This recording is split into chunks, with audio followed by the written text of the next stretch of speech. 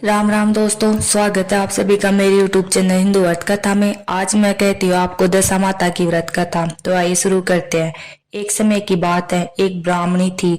उसको दशा माता का इष्ट था। उसका प्रतिदिन का नियम था कि जो कोई भी उसके दरवाजे पे कुछ मांगने आता था उसे वह जरूर देती थी। वह किसी को भी अपने घर से खाली हाथ जाने नहीं देती थी। जो आटा मांगता था उसे वो आटा देती थी, जो अन्न मांगता था उसे वो अन्न देती थी। ब्राह्मणी के आंगन में एक पीपल का पेड़ भी था जिसकी वह प्रतिदिन पूजा करती थी। उस समय सतयुग चल रहा था। दशा माता ने विचार किया, देखो तो सही ये कितने सत पे चलती है। तो दशा माता एक हंस का रूप धरकर उसके घर पधारे और आंगन में लंबी लंबी गर्दन करके घूमने लगे। ब्राह्मणी ने गेहूं के दाने डाले, वो हंस में ने नहीं खाए।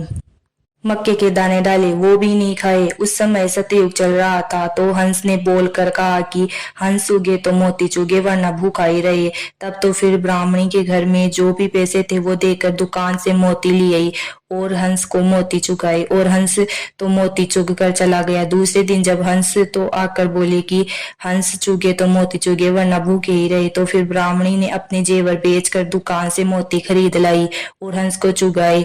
हंस तो मोती चुग कर चला गया। तीसरा दिन होते ही जब वह हंस वापिस आया तो ब्राह्मणी परेशान हो गई कि अब मैं मोती कहाँ से लाऊंगी। फिर ब्राह्मणी अपना घर गिरवी रख कर मोती खरीद कर लाई और हंस को चुगाए। उस दिन ब्राह्मणी को नींद भी नहीं आई कि कल जब हंस आएगा तो मोती कहाँ से लाऊंगी। चौथा दिन होते ही हंस तो आ गया। फिर ब्राह्मणी अपनी बेटी को सेठ के यहाँ नौकरानी के रूप में रखने की बात करके सेठ से पैसे लेकर आई। ब्राह्मणी बोलती हैं कि मैं कल से अपनी बेटी को आपके घर नौकरानी के रूप में भेज दूंगी। फिर ब्राह्मणी उन पैसों से मोती लेकर आई और हंस को चुगाए। रात को ब्राह्मणी सोचते हैं कि कैसे मैं अपनी बेटी को नौकरानी के रूप में सेठ के घर भेज दूं। लोग क्या कहेंगे कि हमने अपनी बेटी को नौकरानी बना दिया। तो ब्राह्मणी बोलती हैं कि अपन सवेरा होने से पहले यहाँ से चले जाते हैं, अपनी बेटी को नौकरानी नहीं बना सकते हैं। वो लोग अंधेरे में ही निकलने लगे। उस समय पीपल परमेश्वर तो झड़ने लगे और नीचे गिरे हुए सारे पत्ते तो बेशकीमती मोती बन गए। तब ब्राह्मण ने कहा कि मेरे पैरों में कुछ चुभ रही है, जरा दीपक तो लाना, देखते हैं क्या चुभ रहा है। फिर तो वो क्या देखते हैं कि आंगन में मोती ही मोती बिखरे पड़े हैं। ब्राह्मणी ने सारे मोती इकट्ठे कर अपने पास रख लिए और बोली कि बस सुबह होते ही थोड़े मोती देकर सेठ जी के पैसे चुका देती हूँ। वो सेठ जी को बोलती हैं कि आपका ब्याज समेत सब उधार चुका दिया है। दशा माता जी की कृपा से ब्राह्मणी का सब दरिद्र दूर हो गया और उसके सब आनंद हो गया। सेठ की लड़की ने उन बेशकीमती मोतियों की माला बनवाकर पहन ली। सेठ की लड़की के राजा की लड़की से दोस्ती थी। राजकुमारी ने बोला कि ऐसी बेशकीमती और सुंदर मोती तेरे पास कैसे आई। सेठ की लड़की बोलती है कि मुझे नहीं पता, ये तो मेरे पिताजी लाए।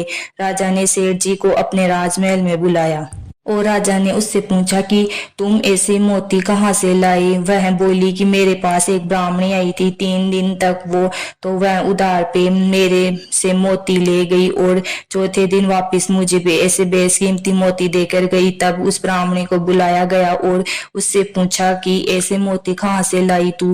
ब्राह्मणी ने हंस वाली सारी बात बताई और बोली कि मेरे ऊपर तो पीपल परमेश्वर की कृपा हुई। राजा अपने सैनिकों को बोलता है कि इसके घर से पीपल का पेड़ लेकर आओ। ऐसा पेड़ तो राजमहल में होना चाहिए। जब राजा के सिपाही पीपल खोदने लगे तो पीपल का पेड़ तो नहीं निकला बल्कि सैनिकों के कांटे चुभने लगे। राजा ने कहा कि वो पीपल का पेड़ तो इनकी किस्मत में ही लिखा हुआ है, उसको वह वहीं रहने दो। हम भी दशा माता जी से यही प्रार्थना करते हैं कि जैसे पीपल परमेश्वर उस ब्राह्मणी पे टूट मान हुए वैसे सब पर होए और जैसी कृपा उस पर करी वैसे सब पर करे। कहानी कहने वालों को, सुनने वालों को, रूकार बनने वालों को। तो कैसी लगी आपको मेरी ये कथा? अगर अच्छी लगी हो तो वीडियो को लाइक शेयर और कमेंट जरूर करें, चैनल को सब्सक्राइब करें। Thank you.